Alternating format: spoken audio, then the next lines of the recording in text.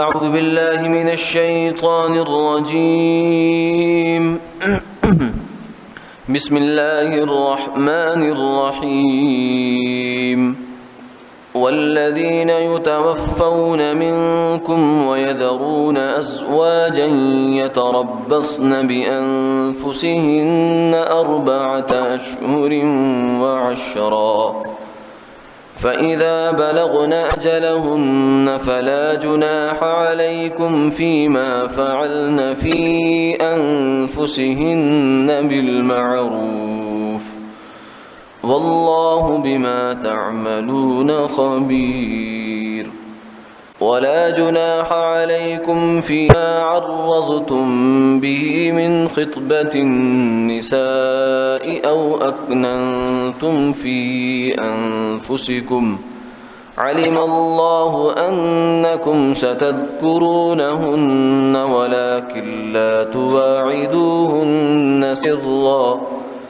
إلا أن تقولوا قولا معروفا ولا تعزموا عقدة النكاح حتى يبلغ الكتاب أجله واعلموا أن الله يعلم ما في أنفسكم فاحذروه واعلموا أن الله غفور حليم صدق اللہ العظیم۔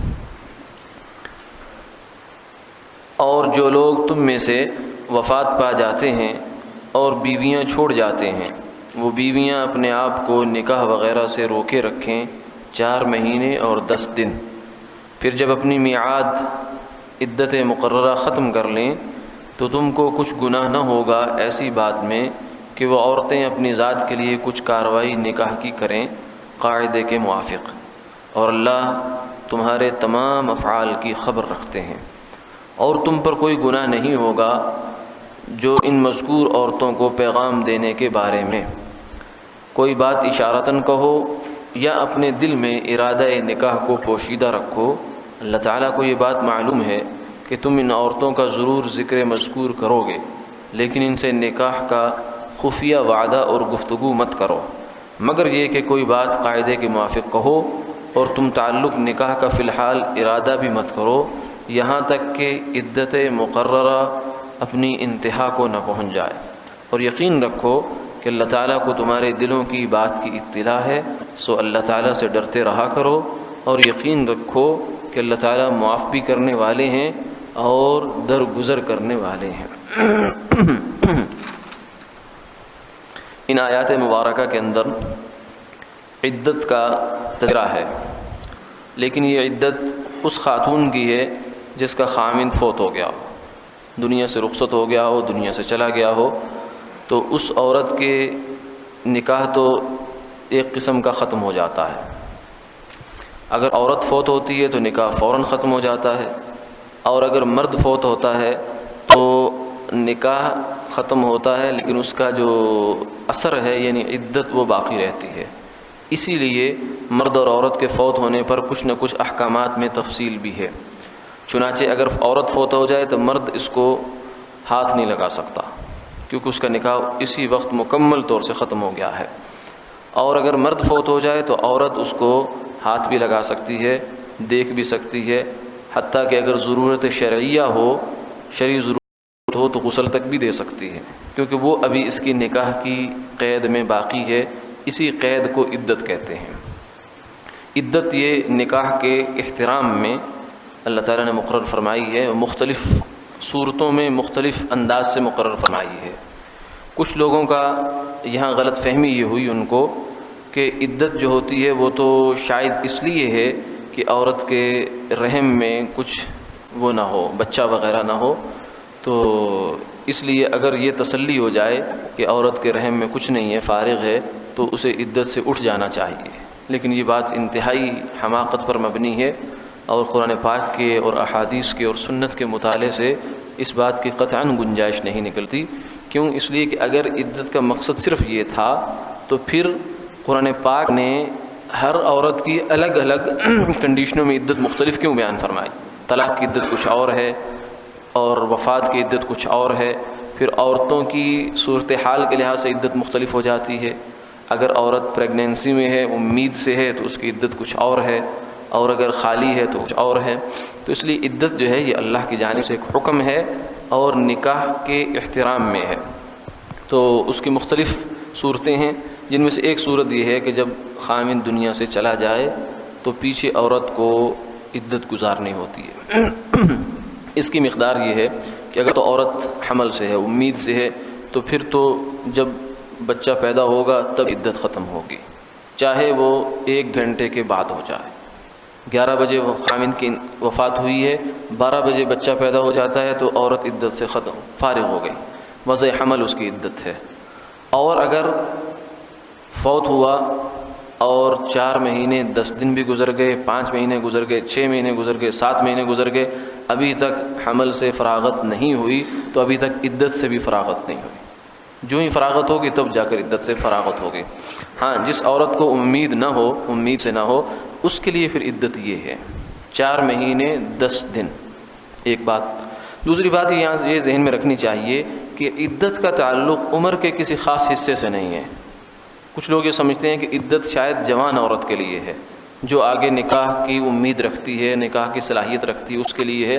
جو بوڑھی ہو جائے، 60 سے اوپر چلی جائے، 70 سے اوپر چلی جائے، اس کی عدت شاید نہیں ہوتی یا اس کی عدت میں کچھ نرمی ہوتی ہے، ایسا تصور بالکل کوئی نہیں ہے. عدت کا تعلق نکاح سے ہے. جو ہی خاوند فوت ہوتا ہے عورت پر عدت آتی ہے، چاہے وہ عورت 15 سال کی ہے، چاہے وہ 90 سال کی ہے، چاہے 100 سال کی ہے، عدت اس پر آئے گی. اس سے کوئی فرق نہیں پڑتا کہ بوڑھی ہے یا جوان ہے، اس سے کوئی عدت کے حوالے سے کوئی فرق نہیں. عدت ہر حال میں اس عورت کو گزارنی ہوگی. اب وہ عدت کی مقدار جو ہے وہ 4 مہینے 10 دن ہے. اب اگر تو انتقال ہوا ہے خاوند کا چاند کی پہلی تاریخ میں، اور یہ چاند کے اعتبار سے ہیں، جتنے بھی شریعت میں دن آتے ہیں، تعداد آتی ہے دنوں کی، یہ سب قمری مہینوں کے اعتبار سے ہے، شمسی نہیں ہے. اگر تو انتقال ہوا پہلی تاریخ میں یکم میں، تو پھر اس کو چاند کے حساب سے گننا ہوگا. 29 کا مہینہ ہے تو 1 مہینہ، اگلا مہینہ کرتے کرتے 4 مہینے پورے کرے گی اور اوپر 10 دن پورے کرے گی. ہو سکتا ہے کہ یہ 130 دن سے کم بنے. لیکن اگر چاند کی یکم کو انتقال نہیں ہوا بلکہ ہوا ہے درمیان میں کہیں جا کر، یا 2 3 4 کو ہوا ہے، تو اس صورت میں پھر 130 دن پورے کرنے ہیں اس نے. یعنی جس وقت میں خاوند کا انتقال ہوا ہے اس وقت 130 دن پورے کرنے کے بعد وہ عورت کی عدت ختم ہو جاتی ہے. اب کچھ عدت کے احکامات ہیں.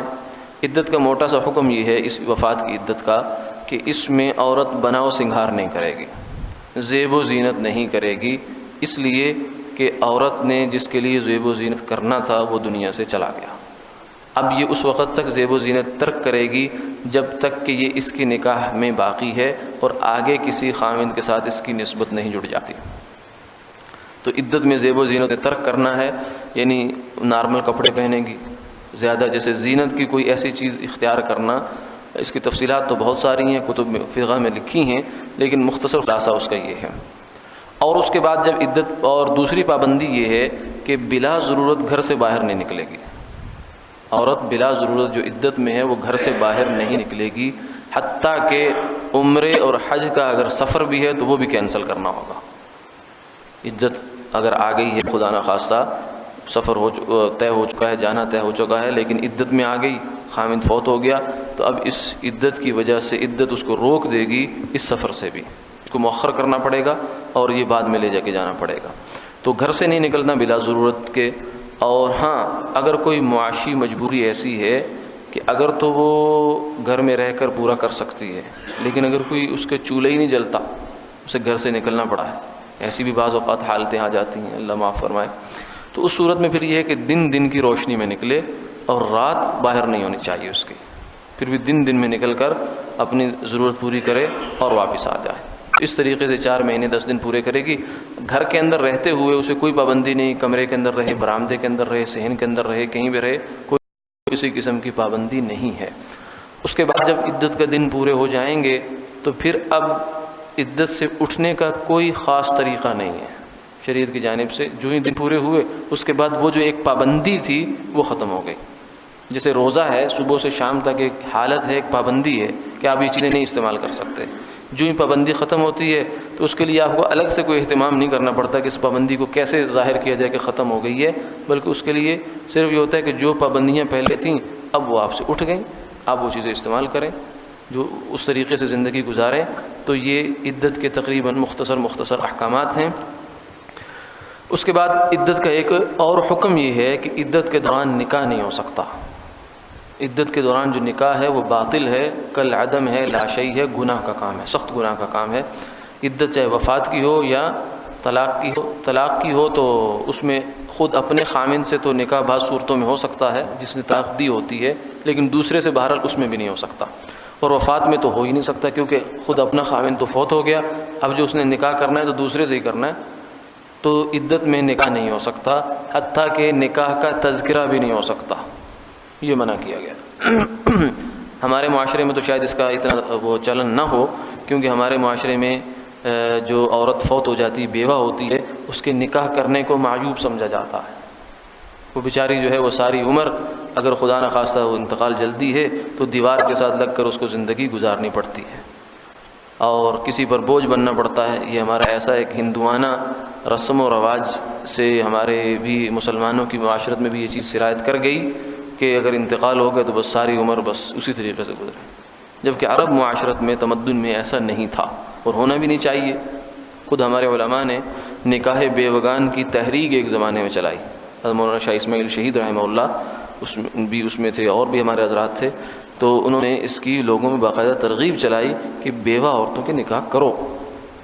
حتیٰ کہ ایک دفعہ حضرت شاہ اسماعیل شہید صاحب جو ہے وہ تقریر کر رہے تھے اس موضوع پر، تو ان سے کسی نے کہہ دیا کہ آپ کی ہمشیرہ بھی بیوہ ہیں، ان کا نکاح نہیں ہوا، حالانکہ وہ بیچاری اس وقت کوئی 60 سال کی عمر کو پہنچی ہوئی تھی، اس وقت جا کے کہ بیوہ ہوئی تھی اور بیماریاں بھی تھی، عوارض بھی تھے۔